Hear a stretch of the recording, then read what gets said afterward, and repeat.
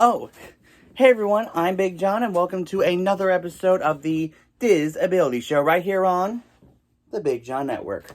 So, this week I want to talk to you guys about strollers. Now, of course,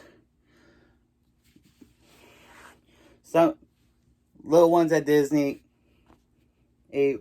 will need strollers, the toddlers that is, and for a couple years now, Disney has put a no-no on the huge strollers. You know, the ones that look like portable cribs. But anyway. So, if you're going to Disney with a bunch of kids, I recommend renting single strollers. Like, one for one kid, one for the other. And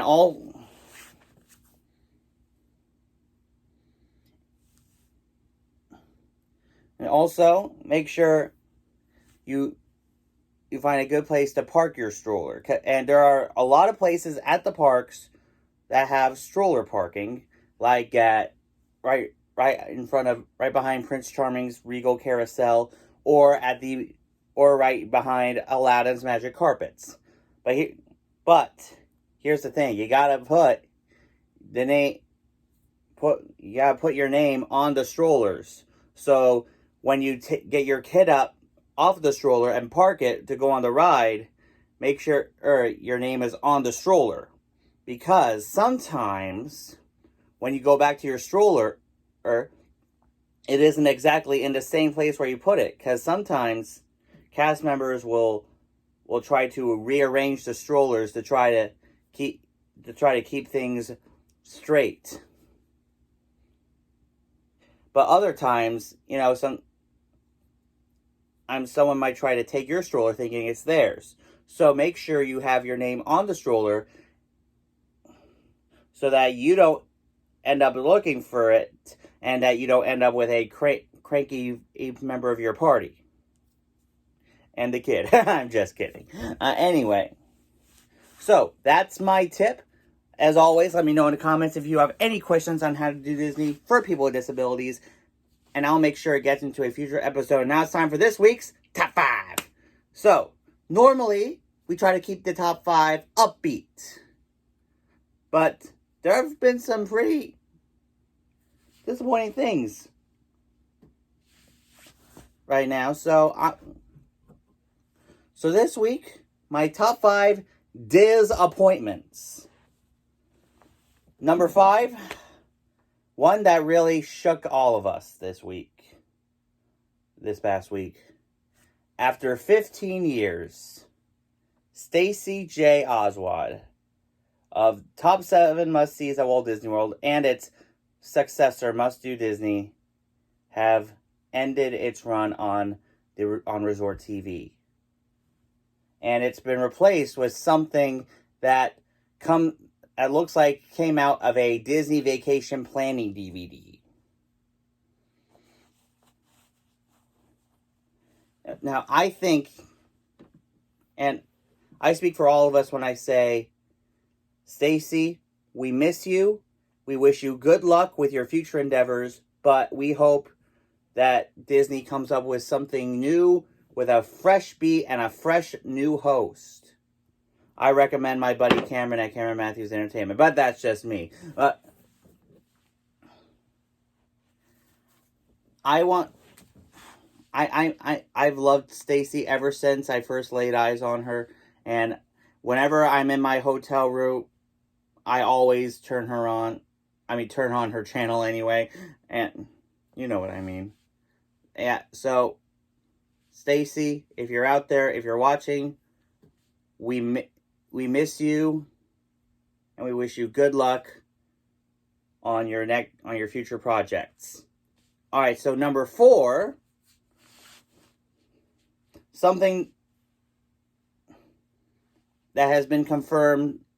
Something that has been confirmed for Disneyland Paris. Disneyland Paris has replaced their FastPass system with a Premier Access Pass system, which is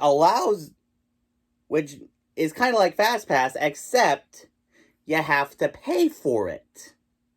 Why am I concerned about out something from Disneyland Paris? Because it is rumored now to be coming to Disneyland and Walt Disney World. And do we want that? No. No, we don't.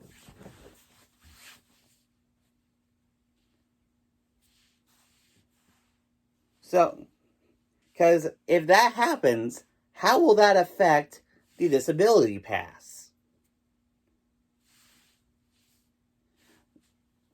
And I really want them to I want them to bring back fast passes as soon as possible so that we don't get this new system where we have to pay like $10 for a fast pass.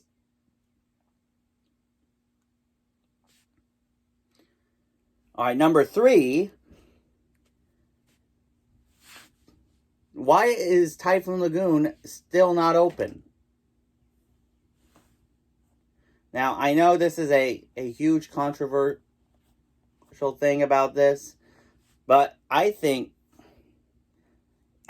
Blizzard Beach has been reopened now since March. And it's been a year and a half now since Typhoon Lagoon has been closed. And this makes me kind of worried. Because I think if we don't see Typhoon Lagoon open again soon, I think it's going to be river country all over again. So that's what worries me about it. Number 2, why hasn't Fantasmic been announced for a reopening yet? I mean, we have seen the fresh, new, clean banners on the street heading for Fantasmic. We've seen overhead pictures from people like BioReconstruct over on Twitter of the Fantasmic stage water being drained and stuff. But what do we know? What do we know about that? I mean, I am just waiting on when it's going to reopen, and if they're going to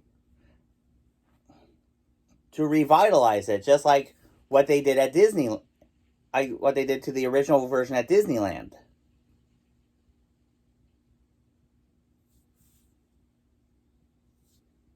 Yeah.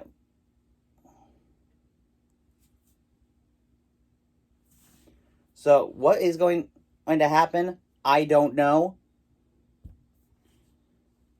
Hopefully it doesn't end its run like the Tokyo Disney Sea version ended its run like a couple years ago. I want to see... I've never seen Fantasmic before, but I'm hoping next time I stay at an Epcot or Hollywood Studios resort, I can walk over to Hollywood Studios and see it, because by the time shows like that are over at night, I get really cranky and tired.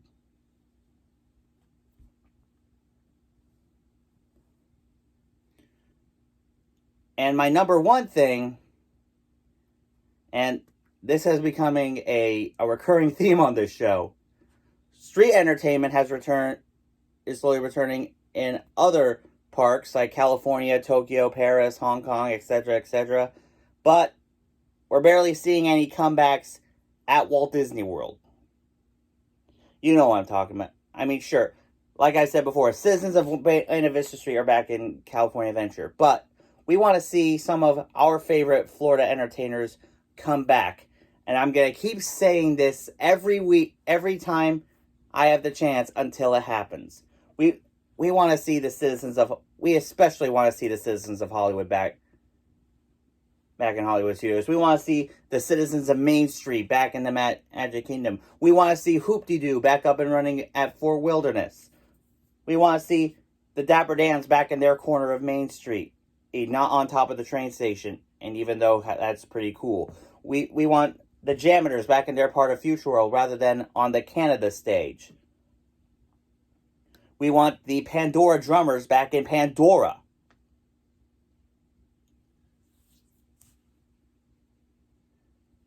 And I'm really hoping that as this pandemic winds down, we get to see more and more of our favorite performers come back better than ever, ready to pick up where they left off.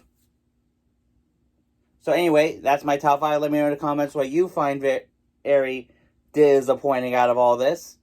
And now, something uplifting for our friends over in California. So, as we all know, Walt Disney World will have their after-hours Boo Bash event beginning on August 10th. Even though I'm going in August, I won't be doing it because as I'll be staying at Boardwalk. And if I were staying at Bay Lake, I would be able to do it. Because like I said, at that time of night, I get cranky and tired. But anyway, over in Disneyland, California, their irregular Halloween party, the Oogie Boogie Bash, will be back up and running on September 3rd.